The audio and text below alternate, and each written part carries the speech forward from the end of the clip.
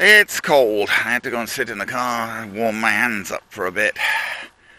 This is the Flyzone Beaver, and I've put the floats on it now because I want to fly it at the float fly. Now I'm cheating a little bit here because he has water rudders here. His water rudders are not folding, unlike the water rudders on, like, say, the Timber or the Apprentice that have springs on them. They have, on the other planes, they have springs on so they can be pushed back. These are not, they're rigidly mounted.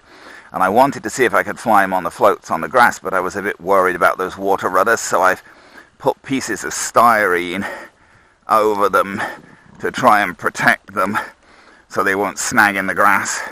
I don't know whether that was necessary or whether it was a good idea. You know, who knows. He's been damaged. See, I crashed him on about the second flight when I got distracted with the landing gear on. So I did some repairs, and I wasn't sure how easy it was going to be to get the floats on, given that there have been some repairs. But they seem to, you know, they have fixed in 4 places with on each side with the struts there, and they seem to be they seem to go on okay and to be pretty firmly fixed. These are the floats that come with him, the Beaver floats. I've never had them on. I put them on because I want to fly him off the water at the next float fly, if it all goes well, in a week and a half or so. But I wanted to see if I could try him off the grass. How does he sit on the grass?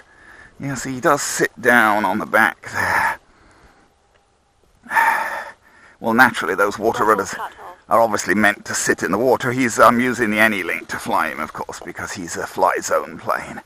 He's got the original Flyzone SLT receiver in.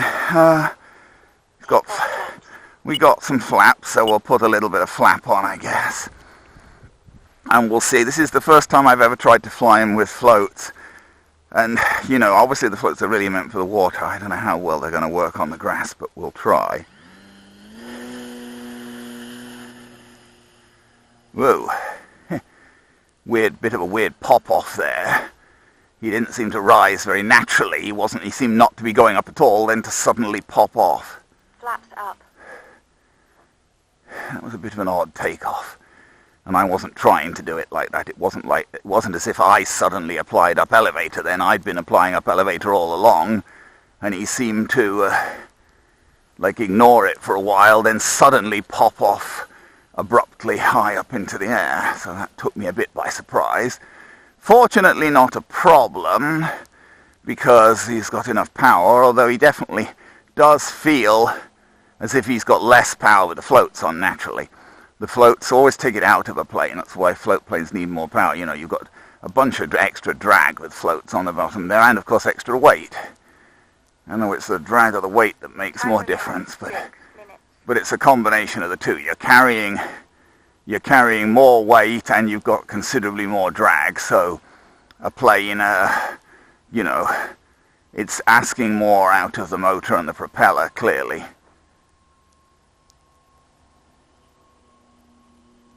Yeah, you can still loop with the floats on, but, you know, you don't. I'm wild about trying to do a lot of aerobatics with full-size float planes, really. I don't know whether they show up on the video, but I can certainly see its lights in this light. The sun is actually up just about now. The moon's gone down and the sun's just about up, but still it's not that very light. It's dim enough that I can clearly see the lights.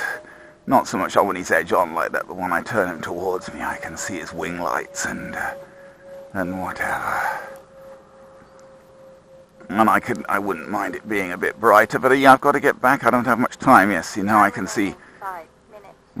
Red on one side, green on the other, and I guess it's a landing light up part way out on the left wing. I don't know what she said. I'm sure we shouldn't be running out of time yet.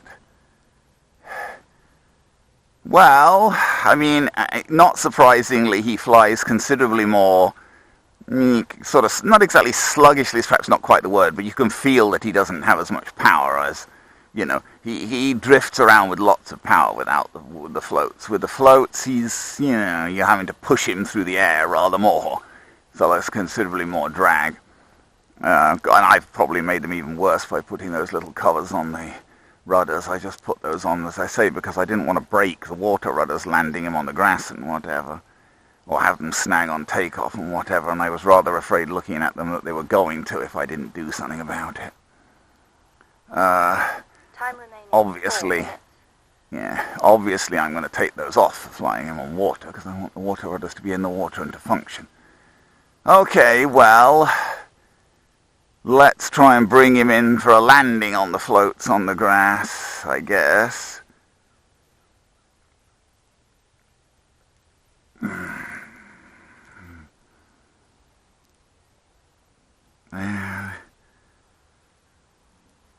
Takeoff flaps. Put a little bit of flap on. We don't want him to go up a lot, but we'll put a bit of flap on. Bring his nose up and run him along. Yeah, well, that seems, you know, I was just trying to check him out with the floats. That seems on the whole fairly encouraging. If he can fly that well off the grass with the floats, he should fly fine off the water with the floats. Flaps up. Yeah, his flaps are fairly mild. Takeoff flaps. Landing flaps. But they're not barn door flaps by any means. That's full flaps. That's full flaps with him, which I don't use very often, frankly. Even the half flaps. Takeoff flaps.